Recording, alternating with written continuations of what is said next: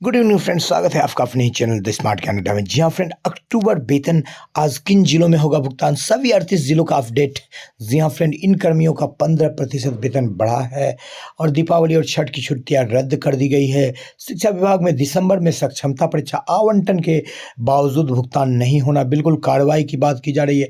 DPO के ऊपर arrear भुगतान को लेकर शिक्षक संघ पटना गांधी मैदान में धरना देंगे। कैबिनेट की बैठक में कल ही 7 नवंबर को राज्यकर्मी का दर्जा तथा डीए वृद्धि पर मोहर लगेगी। जी हाँ फ्रेंड, 8% एचआरए मिलेगा। शिक्षा जगत की विभिन्न अंचलों के साथ सीधे चलेंगे अगले स्लाइड पर और देखेंगे क्या कुछ खबरें निकल करके आ रही है। जी हाँ फ्रेंड, सबसे पहले जान लेते हैं बिहार में अनुबंध पर कार्यरत सैप जवानों का 15% वेतन बढ़ गया है। इस बाबत कयास ये भी लगाए जा रहे हैं कि शिक्षकों के भी वेतन बढ़ोतरी को का जो है शुभ समाचार मिलेगा। जी हाँ फ्रेंड, यहाँ पर देख पा रहे हैं सभी 38 जिलों का अपडेट दिया जाएगा। अररिया में 3 कार्य दिवस में भुगतान की सूचना मिल रही है। अरवल में भी 4 कार्य दिवस में भुगतान की सूचना मिल रही है। औरंगाबाद में 2 कार्य दिवस में भुगतान की सूचना मिल रही है। बांका में इस सप्ताह भुगतान की सूचना मिल रही है। बेगूसराय में 2 कार्यरत दिवस में आंशिक रूप से भुगतान हो सकता है। भागलपुर में भी 2 कार्यरत दिवस में, भोजपुर में भी 2 से 3 कार्यरत दिवस में भी भुगतान की सूचना मिल रही है। बक्सर में 3 कार्यरत दिवस में, दरभंगा में भी इस सप्ताह तक भुगतान हो जाएगा। इस चंपारण में भी बुधवार तक भुगतान हो जाएगा। गया में भी 3 दिनों में सभी शिक्षकों का भुगतान की सूचना मिल रही। गोपालगंज में इस सप्ताह तक भुगतान होगा। जमुई में भी इस सप्ताह तक एसएसए का भुगतान होगा। जहानाबाद में आज भी आंशिक रूप से भुगतान हो सकता है।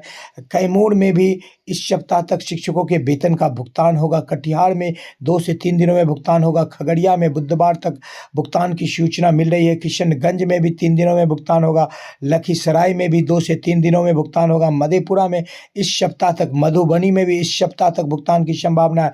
मुंगेर में भी इस सप्ताह तक भुगतान की संभावना है। मुजफ्फरपुर में भी इस सप्ताह लास्ट सैटरडे तक सभी प्रखंडों में भुगतान की संभावना है। और नालंदा और नवादा में आज से कल तक भुगतान हो सकते हैं। पटना में भी आज से कल तक भुगतान हो सकता है। पूर्णिया में भी इस सप्ताह तक भुगतान होगा। रोहतास में भी 2 दिनों में आंशिक रूप से भुगतान हो जाएगा। सहरसा में सप्ताह तक भुगतान होगा। समस्तीपुर में भुगतान हो चुका है। सारण में भी 2 से 3 दिनों में भुगतान होगा। शिवहर में इस सप्ताह तक भुगतान हो सकता है। बात कर लेते हैं शिवहर के बाद। जी हाँ फ्रेंड, शेखपुरा में जो है इस सप्ताह तक भुगतान होगा। सीतामढ़ी में 3 दिनों में भुगतान होगा। सिवान में 3 दिनों में भुगतान होगा। सुपौल में भी 3 से 4 दिनों में भुगतान होगा। वैशाली में 2 दिनों में भुगतान होगा। वेस्ट चंपारण में भी बुधवार तक भुगतान की सूचना मिल रही है। जी हाँ, ये तो अपडेट हुई एक संभावित अपडेट। जी हाँ फ्रेंड, बात कर लेते हैं तो अब सर्टिफिकेट जाँच के दौरान जो है जिन प्रतिभागियों के सर्टिफिकेट भेजे जाते थे यूनिवर्सिटी, अब यूनिवर्सिटी से ही प्रत्येक साल में पासिंग कैंडिडेट का जो लिस्ट मंगाया जाएगा, जिससे फर्जीवाड़ा को रोका जाएगा। जी हाँ फ्रेंड, टेट शिक्षकों को सुप्रीम कोर्ट में पारा 78 के द्वारा बिल्कुल योग्य शिक्षक मानते हुए टेट परीक्षा को एक थ्रेशोल्ड परीक्षा माना गया था। इस बाबत जो है टेट शिक्षक चाहते हैं कि उनको जो है सक्षमता या बीपीएससी की परीक्षा से दूर किया जाए, वो कोर्ट के शरण में जा सकते हैं। 70,662 6-8 के शिक्षकों को की बहाली निकली है। पूर्व में जो है अतुल प्रसाद जी के द्वारा गलत सीट का विवरण दिया गया था, फिलहाल उससे सुधार कर लिया गया। आवंटन के बाद भुगतान नहीं मिलने पर कई जगह शिक्षकों का बिल्कुल जो है धरना और घेराव जारी है। डीपीओ पर भी कार्रवाई की बात की जा रही है। सूबे के 1942 अनुदानित मदरसों की जांच होगी। कई सारे मदरसों में जो है अनियमितता प्रकाश में आया है। जी हाँ फ्रेंड, शिक्षक का संघ का अनिश्चितकालीन धरना दिया गया है। पटना में कई जिलों में अभी भी जो 15% का जो एरियर था अभी भी नहीं मिल पाया है। गोपालगंज जिला का जो खास करके है, तो इस बाबत एक बड़ी बात है, मिल जाना चाहिए। 3.68 लाख नियोजित शिक्षकों को राज्यकर्मी का दर्जा मिलने के लिए दिसंबर में सक्षमता परीक्षा रखी गई है। बीपीएससी की ओर से अनुशंसित अध्यापक की छुट्टी अवधि में बीआरसी की ओर से ओरिएंटेशन 13 से 18 तक की होगा। इस दौरान जो है छठ की छुट्टियां रद्द रहेगी, कार्यालय भी खुले रहेंगे और शिक्षक भी बिल्कुल मुस्तैद रहेंगे। जी हाँ फ्रेंड, बात कर लेते हैं अन्य हलचलों की तो जाति आधारित गणना और शिक्षक बहाली पर जो है और राज्यकर्मी का दर्जा पर जो विधानसभा का जो है शीतकालीन सत्र रहेगा, आपको बताते चले फ्रेंड, जो कि शीतकालीन सत्र जो है वो शीतकालीन सत्र बिल्कुल 10 तारीख से शुरू हो रही है। शीतकालीन सत्र इसकी बात आपको करें, शीतकालीन सत्र 10 तारीख से शुरू हो रही है। विधानसभा का शिक्षा मित्रों को 4 माह से तनख्वाह नहीं मिला है। फॉरबिसगंज अररिया से सूचना निकल करके आ रही है। सीएम के दरबार में भी शिक्षा विभाग का कई मामला पहुंच गया, चाहे वेतन एरियर भुगतान की मामला हो, चाहे डीओ के द्वारा कार्य में लापरवाही करने का मामला हो। जी हाँ फ्रेंड, मुजफ्फरपुर में छात्रों को दीपावली और छठ में के दौरान जो है असाइनमेंट मिलेगा और यहाँ पर जो है वेतन संरक्षण का लाभ दिया गया है।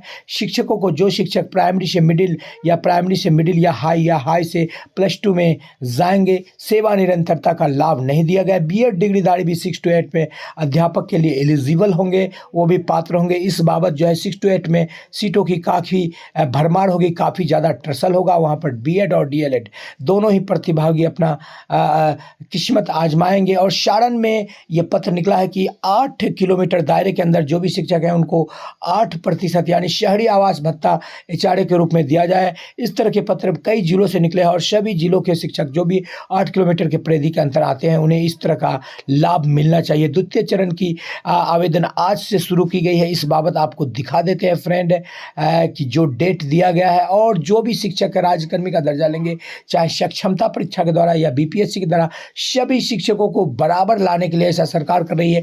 एक ही रूप में सभी को लाने का प्रयास कर रही है, अलग अलग नहीं रखेगी सरकार, एक रूपता रखेगी। जी हाँ फ्रेंड, यहाँ पर आपको डेट दिखा दे।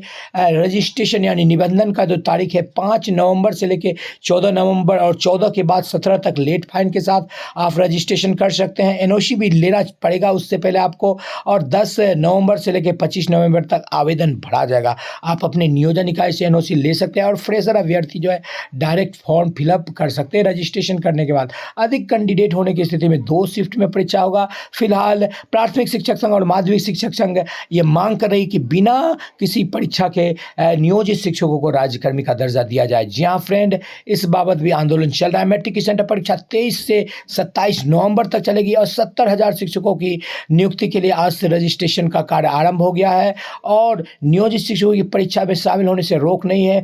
मान लीजिए कोई 1 to 5 के शिक्षक है और वो STET उत्तीर्ण है तो कक्षा 9 से 12 तक के शिक्षक के लिए परीक्षा में शामिल होने और पास कर अपग्रेड हो सकते हैं। जी हाँ फ्रेंड, ऐसी सूचना FAQ यानी फ्रीक्वेंटली आस्क्ड क्वेश्चन में इस तरह की बातों को बताया जा रहा है। यहाँ पर दरभंगा से पत्र निकला है जिसमें बताया गया है कि 6 नवंबर रविवार को भी विद्यालय को यहाँ पर खोल करके रखा गया था और आने वाले समय में भी BPSC शिक्षक बहाली को लेकर के खोला जाएगा। 6 to 8 में जो सीटों की जल्दबाजी में गलती हुई थी उसे सुधार लिया गया है। जी हाँ फ्रेंड, आज के अंक में इतना ही। आपके ज़िले में भी भुगतान होता है, अब से कुछ दिनों में कई जिलों में भुगतान हो सकता है, क्योंकि भुगतान एक ऐसी प्रक्रिया है जो कि जिसका पूर्णतः सही अंदाज़ा लगाना थोड़ा सा कठिन होता है। जो भी सूचनाएं मिलती है, संभावित सूचनाएं दिए जाते हैं, कई सारे फ़ोन कॉल्स और मैसेज आते रहते हैं सैकड़ों की संख्या में। इस बाबत यदि आपके ज़िले में भी भुगतान हो तो आप अपने नामों को लिख करके और अपना ज़िला का नाम लिख करके बताएं, ताकि आपके नाम के साथ जो है समाचार में प्रकाशित कर सके। द स्मार्ट ज्ञान अड्डा चूँकि आपका ही चैनल है साथियों, आपके उज्जवल भविष्य की कामना करता है। वीडियो को शुरू से लेकर अंत तक देखने के लिए आपका बहुत बहुत धन्यवाद। आपका दिन शुभ हो। जय हिंद, जय भारत, वंदे मातरम।